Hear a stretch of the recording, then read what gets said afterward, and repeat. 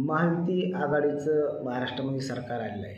आपल्या करमाळा तालुक्याची जर आपण स्थिती पाहिली तर या करमाळा तालुक्यामध्ये महायुतीमध्ये कोणकोणते नेते किंवा कोणकोणते गट ह्यामध्ये काम करताना आपल्याला दिसतात? महायुतीचे सरकार महाराष्ट्र राज्य स्थापन होत असताना महायुतीमध्ये जो अजितदादांचे राष्ट्रवादी काँग्रेस पक्ष आहे त्याचे अधिकृत म्हणून करमाळा तालुक्याचे माजी आमदार संजय मामा शिंदे हे अधिकृत आहेत. कारण मोहोळच्या सभेमध्ये अजितदादांनी सांगितलं होतं अपक्ष उमेदवार संजय मामा शिंदे यांना राष्ट्रवादी काँग्रेस पक्षाचा पाठिंबा आहे. त्याचबरोबर करमाळा तालुक्यातील बागल गटाच्या नेत्या रश्मीदिदी बागल असतील, दिग्विजय बागल असतील, हे देखील महायुतीमधल्याच पक्षामध्ये घटक पक्षामध्ये काम करतात. कालच्या निवडणुकीमध्ये संजय मामा शिंदे आणि दिग्विजय बागल हे दोन्ही उमेदवार होते. नेमकं हे स्पर्धेप्रती दोघे लढत असताना नेमका महायुतीचा हा नेमका चेहरा कोण होता यामध्ये? नाही, हे दोघं पण ज्यावेळेस संजय मामा शिंदे अपक्ष उमेदवार म्हणून लढत होते ते महायुतीचा चेहरा हा दिग्विजय बागलच होते. कारण अधिकृत एबी फॉर्म त्यांच्याकडे होता. बाणाचा एबी फॉर्म म्हणजे एकनाथ शिंदे साहेबांच्या शिवसेनेचा एबी फॉर्म त्यांच्याकडे होता. अधिकृत उमेदवार ते होते. परंतु अपक्ष उमेदवार संजय मामा शिंदे असल्यामुळं जर महायुतीचं सरकार येत होतं ते सुद्धा महायुतीसोबत होते आणि अजितदादांचे निकटवर्तीय म्हणून संजय मामाला ओळखले जातात. आणि संजय मामांनी ह्या अगोदर बी कित्येक वेळा जाहीर केलं की अजितदादा हे माझे नेते आहेत. त्याच्यामुळं अधिकृत दिग्विजय बागल होते, परंतु संजय मामा देखील अजितदादा सोबतच आहेत. आता याला निवडणुका शिवसेनेवर लढल्या जातील का भाजपवर लढल्या जातील? कारण एकाच कुटुंबामध्ये एक भाजपचे नेते आणि एक शिवसेने नेते आहेत. त्यामुळे नेमका आता गट म्हणून हा पुढे येणार का पक्ष म्हणून पुढे येणार? आता हा विषय काय आहे, कारण बागल गटामध्ये बहीण भावंडाकडे या बहिणीकडं भाजप आहे आणि भावाकडं शिवसेना आहे. तर हा प्रश्न त्यांनाच विचारला तर ते अधिकृतपणे त्याचं उत्तर माझ्यापेक्षा चांगल्या पद्धतीने देतील असं मला वाटतं. संजय मामा निवडणूक झाल्यानंतर एकदाही करमाळ्याच्या संपर्कामध्ये आले नाही किंवा कार्यालयामध्ये आले नाही किंवा पत्रकार परिषद घेतली नाही. नेमकी संजय मामाची नाराजी अशी दिसून येते का? संजय मामा आता इतक्यातच 10 मिनिटापूर्वी फोटो पडले झरे फाट्यावरती लग्नाच्या कार्यक्रमाला आलेले होते.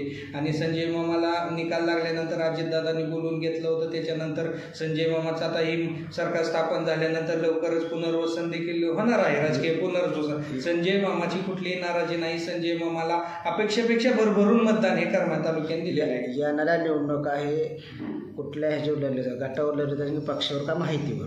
येणाऱ्या स्थानिक स्वराज्य संस्थेच्या निवडणुका हे महायुतीतल्या घटक पक्ष म्हणून ज्याचे ज्या ठिकाणी ताकद आहे अशा पद्धतीने जागा वाटप करून शक्यतो पक्षावरतीच लढवल्या जाव्यात हे असं माझं मत आहे. परंतु जे नेते काही निर्णय घेतील त्या नेत्यांच्या निर्णयाचे आम्ही सहमत तर असणार आहे. पण माझं मत आहे की पक्षाच्या अधिकृत चिन्हावर लढवलं तर सोपं नाही. मग आता इकडे बागल कुटुंब आणि शिंदे कुटुंब दोन्ही विधानसभा लढले होते, मग एकत्र येतील का? एकत्र यायला काहीच अडचण नाही ना. कारण महायुतीमध्ये हे जर काम करत असतात तर स्थानिक स्वराज्य संस्थेमध्ये त्यांनी एकत्र येऊन आपली ताकद दाखवून द्यावं लागेल. कारण वेगवेगळे लढले तर ताकद ही विखुरली जाते या आणि मताचं विभाजन झालं की विरोधी नेत्याला त्याचा ऑटोमॅटिक फायदा होतोय आणि विरोधी गट हा त्या ठिकाणी स्ट्रॉंग अधिक बनत चाललेला आहे. त्याच्यामुळे आता एकत्र येणं ही काळाची गरज असते. कार्यकर्ते आग्रह राहणार का? आमची तर प्रामाणिकपणे इच्छा आहे की संजय मामांनी आणि बागलांनी स्थानिक स्वराज्य संस्थेमध्ये युती करावी. आजकालच्या ज्या विधानसभेमध्ये आपण जर गाववाईज मतदान पाहिलं तर बागलाची मतं आणि संजय मामाची मतं बघितली तर आता जे निवडून आलेले नारायण आबा आहेत त्यांच्यापेक्षा अधिक मतदान होत आहे. त्याच्यामुळं जर ही एकत्र आली तर स्थानिक स्वराज्य संस्थेमध्ये विरोधकाचा कुठंच निभाव लागणार नाही असं मला वाटतं. राष्ट्रवादीचे कार्यकर्ते पक्षाने बरखास्त केली होते का नव्याने पुन्हा कार्यकर्ते करणार आहे? राष्ट्रवादी काँग्रेस पक्षाचा जिल्हाध्यक्ष यांनी राजीनामा देऊन हे उद्धवसाहेब ठाकरे यांच्या शिवसेनेचं त्यांनी मशाल हे चिन्ह घेऊन विधानसभा लढवली होती सांगोल्यामधनं. त्याच्यामुळे ते जिल्हाध्यक्षपद रिक्त झाले. त्यामुळे खालची कार्यकारिणी ऑटोमॅटिक बरखास्त झाली. परंतु जे पहिले कार्यकारिणीमध्ये कार्यकर्ते काम करत होते त्यांनाच प्रामुख्याने संधी देऊन नवीन कार्यकारिणी त्या ठिकाणी केली जाणार आहे. कालच मी अजितदादांची भेट घेऊन देखील आलेलो आहे.